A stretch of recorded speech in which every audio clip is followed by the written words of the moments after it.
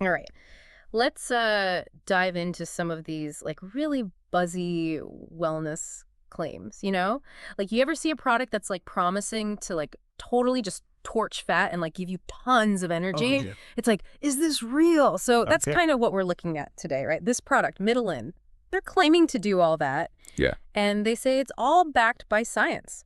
They even mentioned some Harvard studies, so I'm a little skeptical, you know? Sure. But I'm definitely curious. So let's unpack it. We've got like their website, and we've got some user reviews and even like the actual scientific studies that they reference on their site. So what do you think? Is there anything to this whole Mitolyn thing? Well, I think it's always exciting to see, new approaches to health Huh? and Midland. They're really tapping into this like hot topic right now, mitochondria. Right. But it's super important to like separate the hype from the facts. Yeah. So let's just start by like really understanding what they're actually claiming here. Yeah, they're pretty bold, right? Yeah. They're saying Mitolyn just melts away fat, boosts energy, and it's like whole body transformation. Hmm. They even have a 90-day money-back guarantee. Wow. And of course, they say it's made in the USA. Right. Well, those are definitely, like classic marketing tactics. Oh, yeah, for So sure. let's move beyond the marketing and really look at the science. And, what they're really leaning on is this idea that a slow metabolism is caused by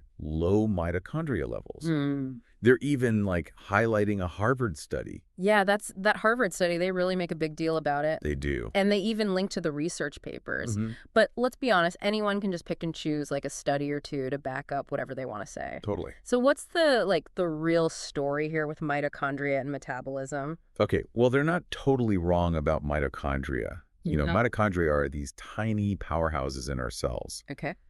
and they are essential for energy production and fat burning. And the idea that like more mitochondria equals more efficient fat burning, that has, that's rooted in like some science, Okay. but it's a big jump like to go from that to saying that like a supplement can like trigger major weight loss. Okay, so maybe they're kind of onto something with this whole mitochondria thing, but then there's like this, what do they call it? Like their secret sauce of ingredients. Right.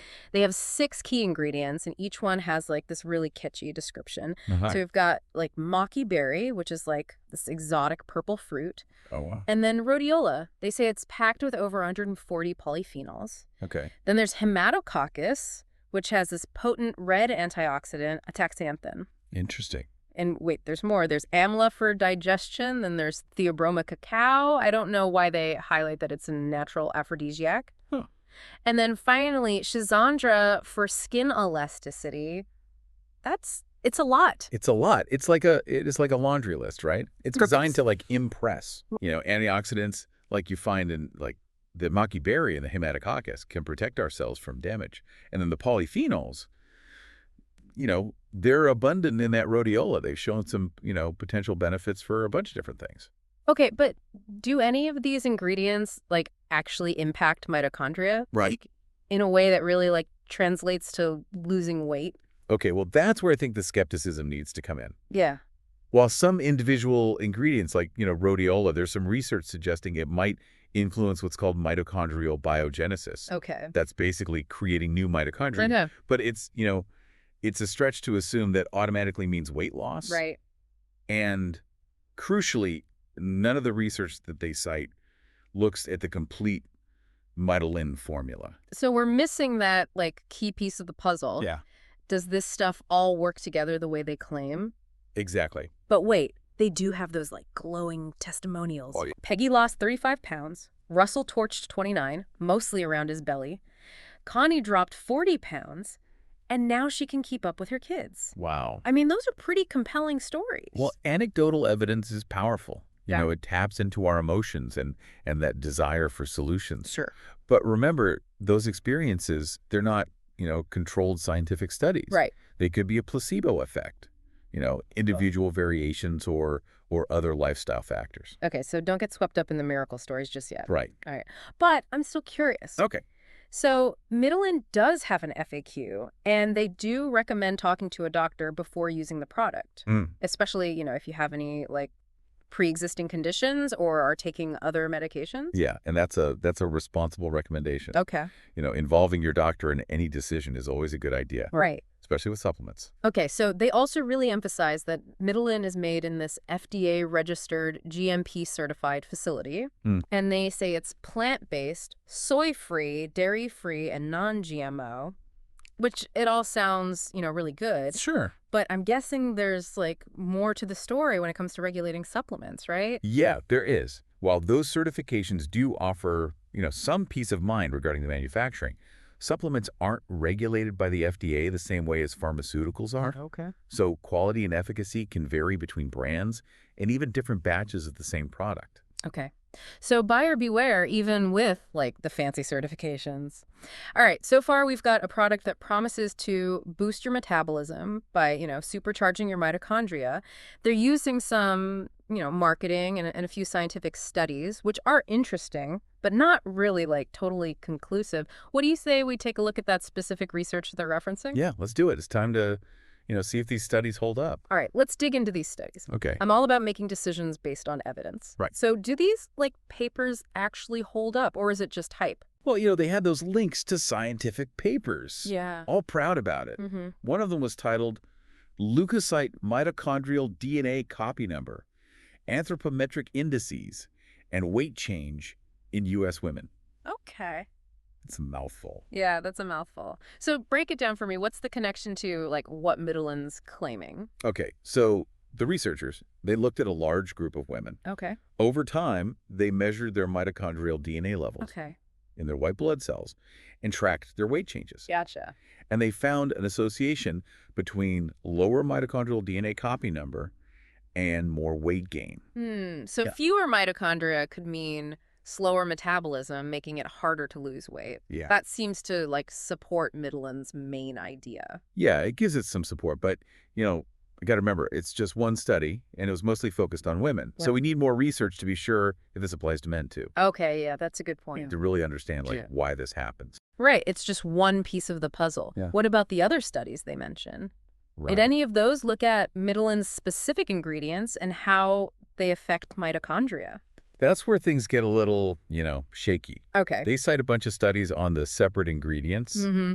but none of them looked at the whole formula together. So we're missing that connection. Yeah. We know some ingredients might do something, but we don't know if they work together the way Mitolyn claims. It's like, I don't know, saying flour, sugar, eggs are all good, so this cake has to be delicious, but you haven't even tasted it. Exactly. We need that research to see if Mitolyn as a whole product does what they say. Right.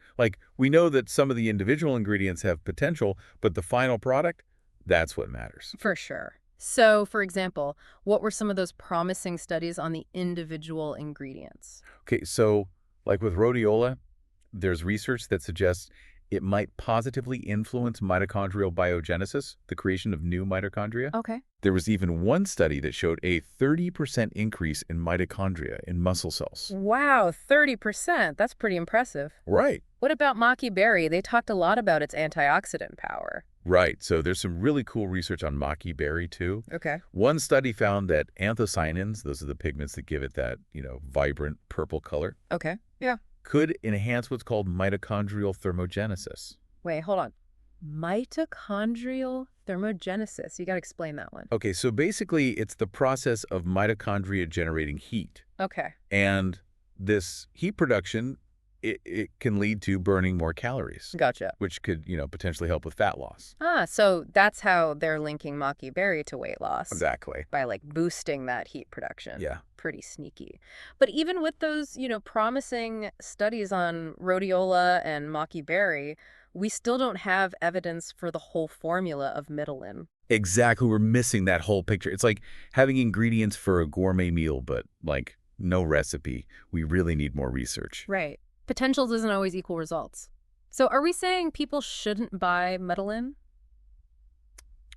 Wouldn't say that. You can't just say yes or no. Okay. It's really up to each person to decide, with their doctor, weighing the potential benefits and risks. So it's more about making sure people are informed. Yeah. Rather than just saying everyone should or shouldn't do this. Exactly. I like that. But what about those of us who aren't, super into supplements? Are there other ways to support our mitochondria and maybe boost metabolism? That's a great question, and it's something a lot of people wonder about. Yeah. Supplements can be helpful, but honestly, The foundation for healthy mitochondria is lifestyle choices. So we're talking about the usual suspects, diet and exercise. Yeah.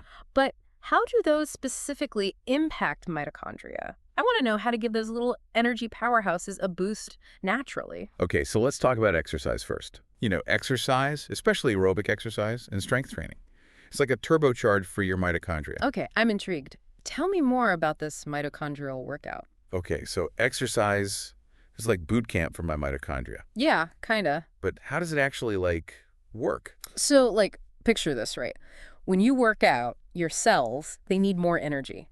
Makes sense. That sends a signal to your mitochondria to, step it up, become more efficient, even, multiply. Wow. They gotta, build more energy plants to keep up with you. So hitting the gym, it's not just burning calories, it's like training my cells to become more active over time. Exactly. That's pretty cool. And it gets even more interesting. Studies show that HIIT, those high-intensity interval training workouts, Yeah. those can be really good for stimulating mitochondrial biogenesis.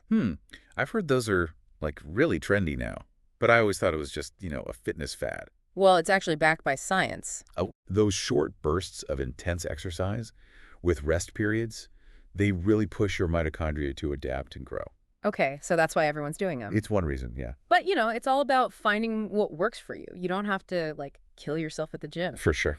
All right, so exercise is good. What about food? Does what we eat affect those little energy factories? Oh, absolutely. Food is fuel, right. Makes sense. So a balanced diet is crucial. Fruits, vegetables, whole grains, lean proteins, all that good stuff. Right. It's like putting, premium gas in your car. You get better performance. So we got to nourish those mitochondria from the inside. Are there any, superfoods for them? Oh, yeah, definitely. Those foods that are high in antioxidants, like berries, leafy greens, colorful veggies, they help protect mitochondria from damage. Okay. Those antioxidants are like tiny bodyguards. I love that. So blueberries, spinach, all that's on my list. Perfect. Anything else? Well, this part's pretty fascinating. Some foods actually activate a protein called sirtuin-1. Sirtuin-1. Sounds like something out of Star Wars. Right. And this protein plays a key role in mitochondrial biogenesis. So activating it can really help with those little energy factories. Interesting. So, what foods do that? Some of the top ones are like resveratrol, which is found in grapes and red wine, Oh, curcumin in turmeric, and EGCG, that's in green tea. wow. Red wine, turmeric, green tea. Okay, I'm writing all this down. Good. So, lots of antioxidants, sirtuin activators, fruits, veggies, lean protein. Anything else about food and mitochondria we should know? Well, a lot of people are talking about intermittent fasting these days. Yeah, I've heard about that. There's growing interest in how it could impact mitochondrial health. Okay. It seems like it might trigger cellular processes that actually make your mitochondria stronger and more resilient. Intermittent fasting is, everywhere now. It's good to hear there's actually some science behind it. Right. It's not just a trend. So we've got exercise, nutrition, intermittent fasting. Are there any other lifestyle things that can help or hurt our mitochondria? Well, one that we all could probably use a little more of is sleep.